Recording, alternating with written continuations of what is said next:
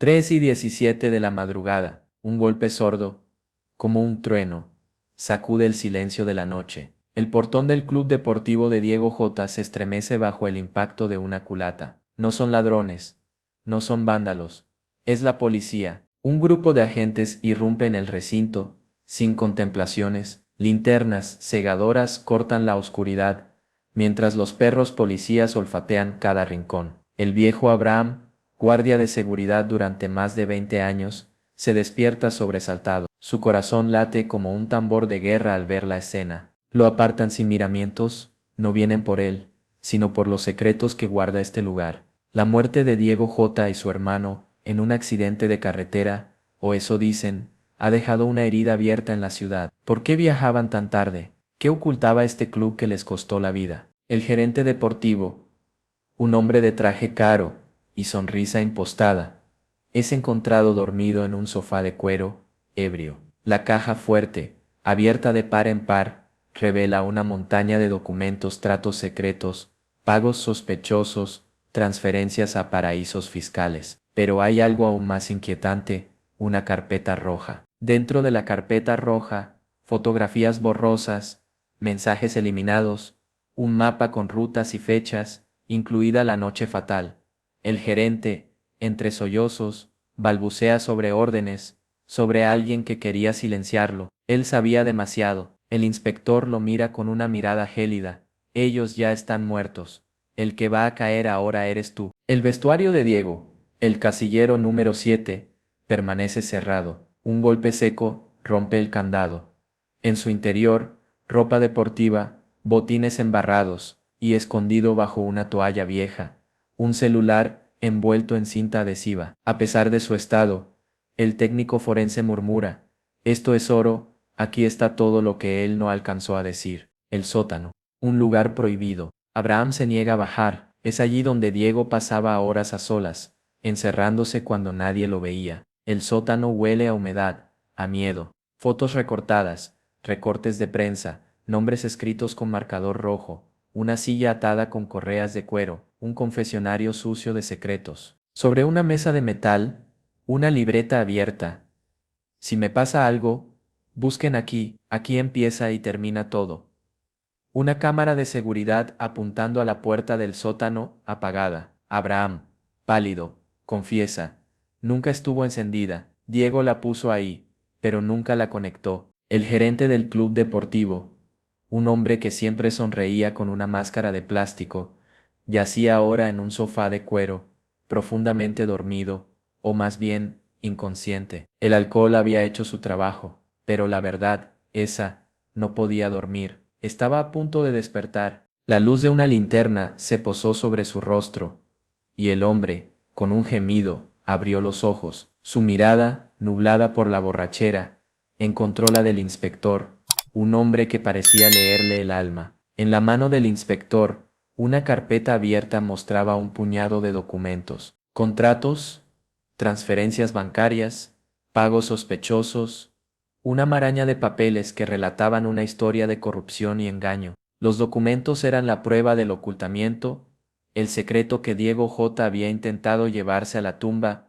pero que ahora, inexorablemente estaba saliendo a la luz. Pero el documento más escalofriante era una carpeta roja, marcada con un nombre garabateado, J. Germano. En su interior, fotos manchadas de sangre, mensajes borrados y un mapa con fechas cruciales. Una de ellas, la noche del accidente en la carretera A5. El rompecabezas empezaba a tomar forma. El inspector, con la mirada fija en el gerente, le espetó, esto es la verdad que tú guardaste bajo llave. El hombre, aterrorizado, intentó negarlo, pero las lágrimas traicionaban su mentira. Solo balbuceó algo sobre cumplir órdenes, sobre alguien que lo amenazaba, alguien que quería silenciarlo. La verdad se escapaba de sus labios a trompicones. Ellos querían silenciarlo. Él sabía demasiado. La confesión entrecortada era una pieza clave en el enigma. Su testimonio, aunque lleno de miedo y vacilaciones, pintaba un cuadro mucho más siniestro que un simple accidente. El inspector, sin embargo, se mantenía impasible.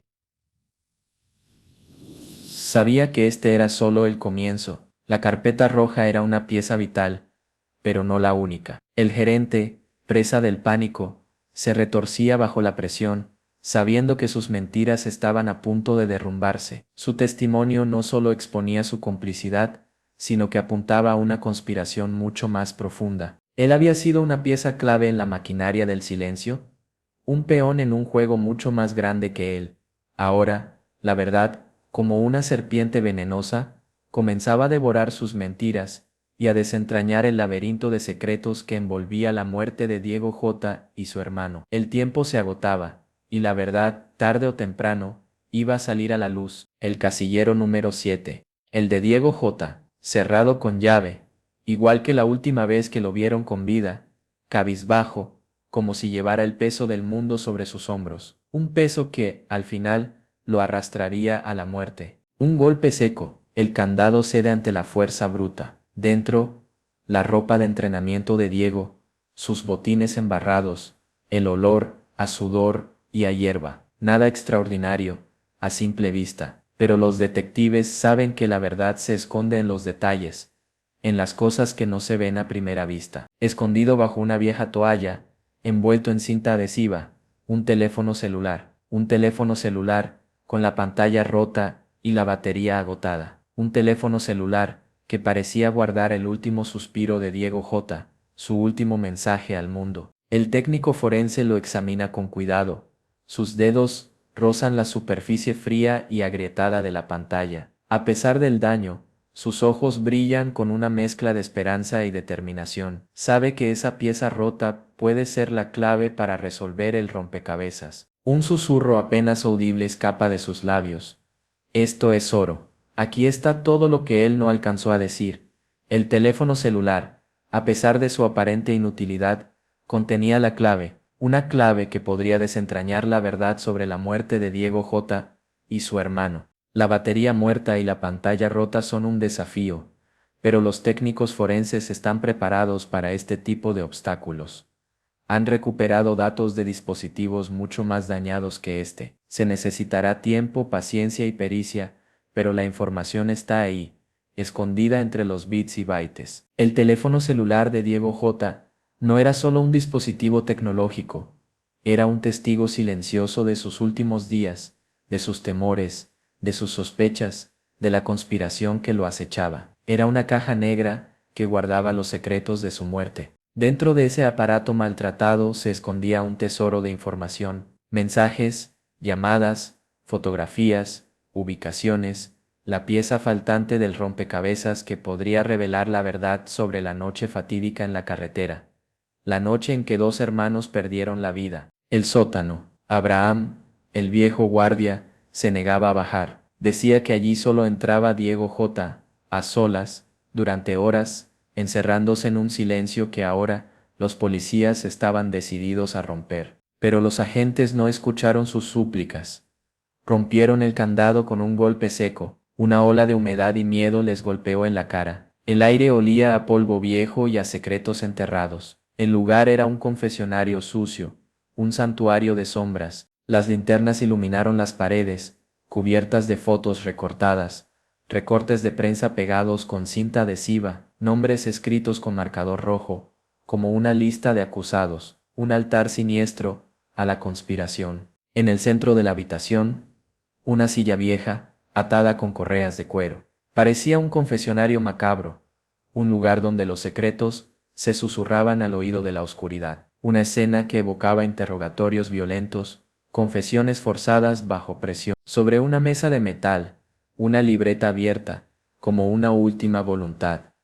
Un mensaje desesperado, escrito con trazos temblorosos. Si me pasa algo, busquen aquí.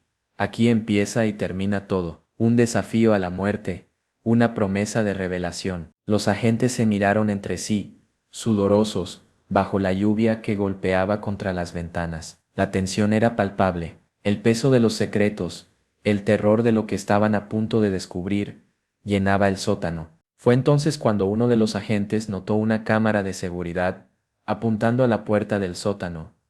Pero su luz roja estaba apagada. Nunca estuvo encendida, confesó Abraham, pálido como un fantasma. Diego la había instalado pero nunca la conectó. La imagen de la cámara apagada era una confirmación más del silencio calculado, de la conspiración que se había tejido en las sombras del club deportivo.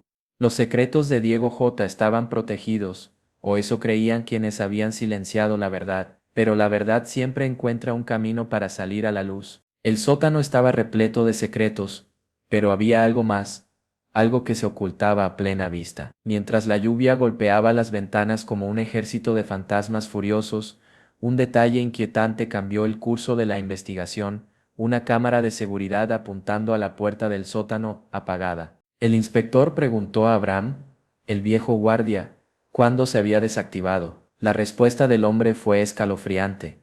Nunca estuvo encendida, dijo, con la mirada perdida. Diego J. la había instalado, pensando que grabaría cualquier cosa sospechosa, pero la verdad era mucho más siniestra. La cámara, colocada estratégicamente, nunca funcionó. Era un señuelo, una falsa sensación de seguridad. Al parecer, Diego J. había confiado en un sistema de vigilancia que irónicamente nunca estuvo operativo. Un detalle aparentemente insignificante que revelaba una manipulación premeditada. Este simple hecho cambiaba todo. Si la cámara estaba ahí para registrar lo que pasara en el sótano y nunca estuvo en funcionamiento, significaba que alguien quería que quedara sin registro lo que allí ocurría. El accidente de tráfico ya no parecía un accidente, era una pieza más del engaño. La pregunta que resonaba en el silencio era, ¿quién había desactivado la cámara y por qué? La respuesta, con seguridad, estaba enlazada con la muerte de Diego y su hermano. Esta omisión intencional indicaba una conspiración cuidadosamente orquestada. Mientras el gerente del club, enloquecido por el alcohol y el miedo, gritaba incoherencias, el descubrimiento de la cámara apagada pintaba un panorama aún más sombrío. Ya no se trataba de un accidente, sino de un crimen planeado con precisión milimétrica. El detalle de la cámara apagada era un cambio de juego, un giro inesperado que elevaba la tensión a niveles insospechados. Lo que parecía un trágico accidente, ahora se convertía en una compleja conspiración con múltiples implicados. La pregunta ya no era solo por qué habían muerto Diego y su hermano. La nueva pregunta era, ¿quiénes estaban involucrados en la desconexión de la cámara y qué ocultaban en ese sótano? El misterio se profundizaba, y con él la necesidad de descubrir la verdad. Bajo la escalera que conducía a las calderas, un compartimento de metal, una caja negra. Diego J. la había mandado instalar, dijeron alguna vez, por seguridad. Nadie preguntó qué guardaba dentro. Nadie imaginó que la seguridad de un futbolista pudiera oler a pólvora y a traición. El cerrajero forense trabajaba con precisión milimétrica. Cada clic del candado resonaba como el latido de un corazón a punto de estallar. El aire se volvió pesado, cargado de óxido y polvo viejo, como un suspiro de los secretos encerrados. Cuando la tapa se abrió, lo primero que vieron fueron carpetas selladas con cinta roja, fotos, vídeos, contratos, un cuaderno con la letra de Diego, temblorosa, desesperada. Un agente empezó a leer en voz alta, las palabras resonando en el silencio del sótano. Si estás leyendo esto, ya no estoy.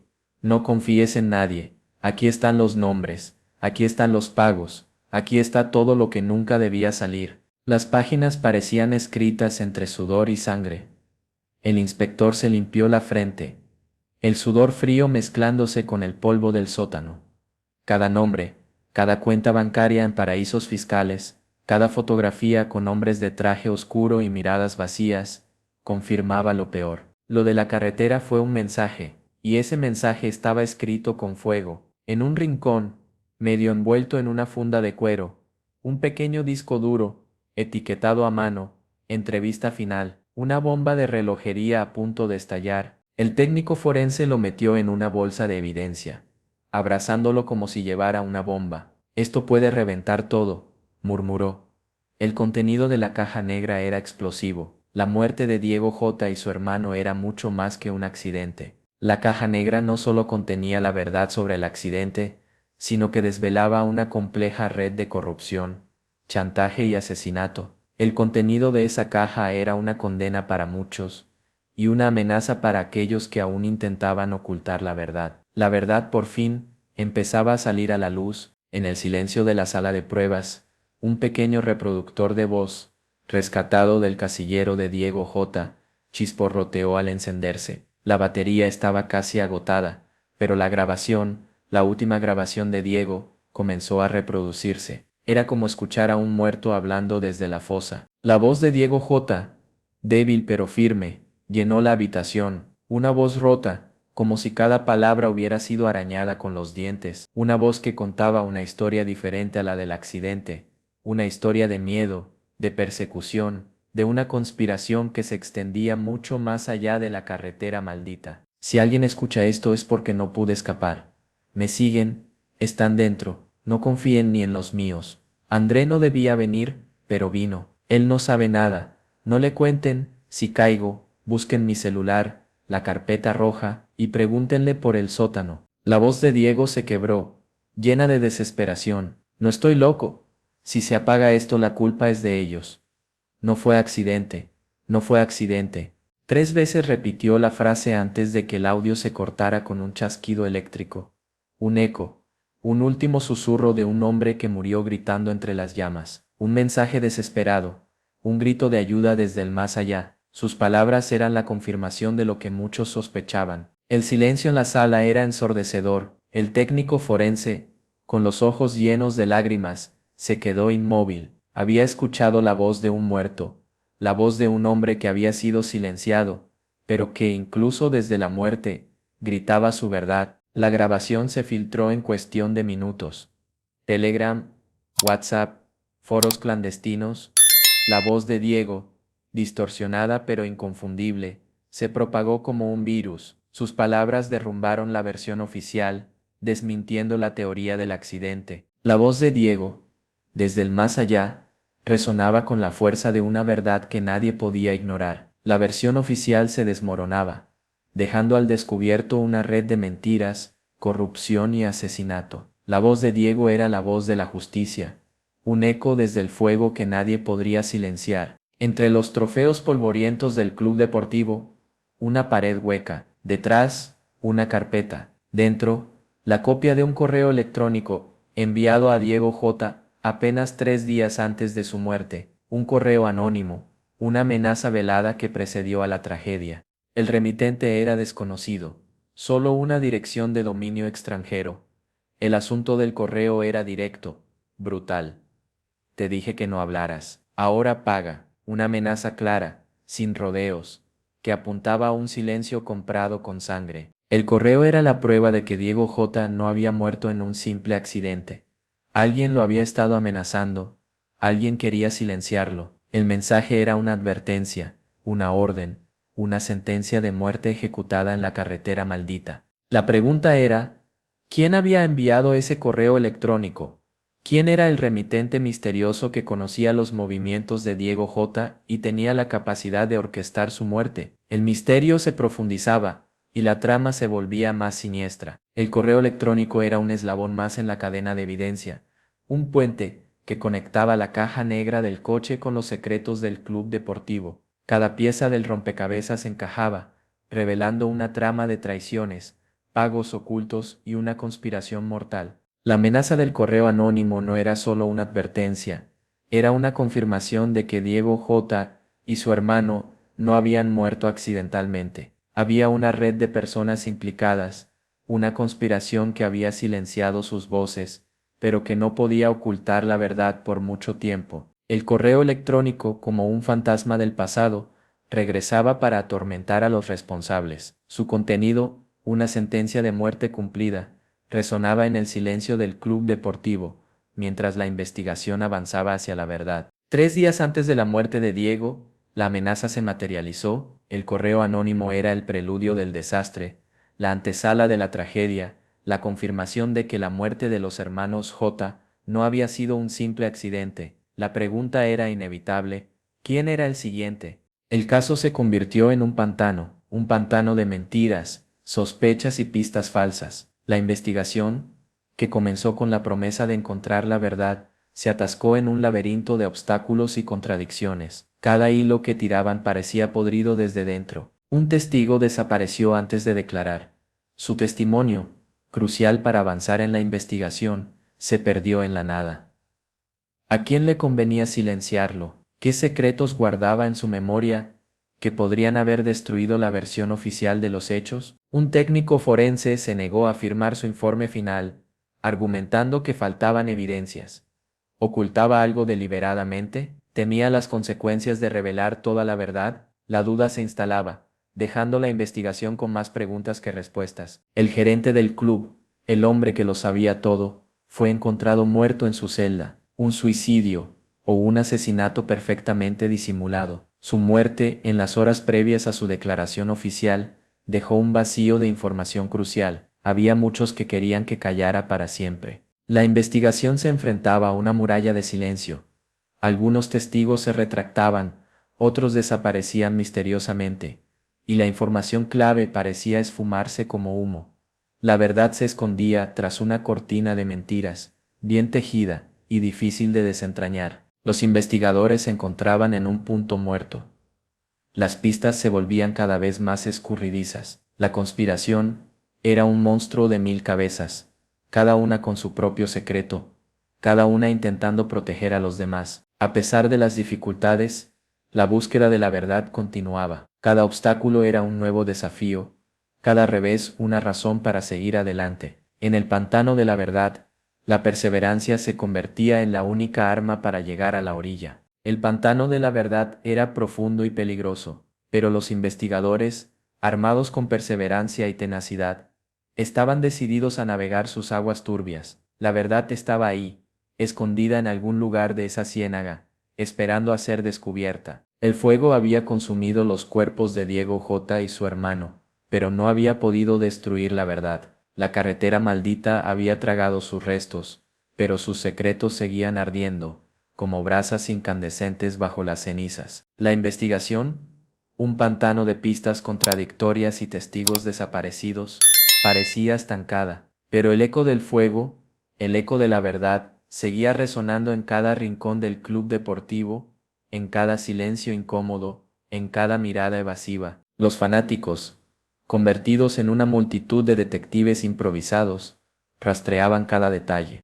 Foros online llenos de teorías, vídeos del accidente ralentizados cuadro por cuadro, buscando pistas en cada sombra, en cada mínimo detalle. La verdad, aunque oculta, se resistía a ser enterrada. Un coche negro sin matrícula, grabado por cámaras de peaje minutos antes del accidente, una llamada perdida desde un número oculto, un guardia de carretera que afirmaba haber visto a alguien acercarse al coche ardiendo antes de desaparecer entre los matorrales. Las pistas, aunque fragmentadas, apuntaban a una conspiración. Cada nuevo descubrimiento intensificaba la búsqueda. La verdad, como una planta venenosa, se extendía sus raíces en cada rincón del caso. Pero la verdad no era solo un hecho, era un eco. El eco de un grito desesperado, el eco del fuego que había devorado 2 vidas. En la puerta del club, alguien había escrito con aerosol rojo: "Aquí no se entrena, aquí se calla a los muertos". Una declaración brutal, una amenaza implícita a quienes intentaran desentrañar la verdad, a quienes intentaran escuchar el eco del fuego. El inspector, tras revisar una y otra vez la grabación, la voz de Diego resonando entre la estática, sentía el peso de la verdad. La carpeta roja sobre su escritorio ardía como un demonio. ¿Cuánto tiempo pasaría antes de que alguien intentara quemarla, o éste quemarlo a él? El fuego había quemado las huellas, pero no la verdad. El eco de ese fuego, el eco de las llamas que consumieron a Diego J. y a su hermano, seguía vivo, resonando en cada corazón que buscaba justicia.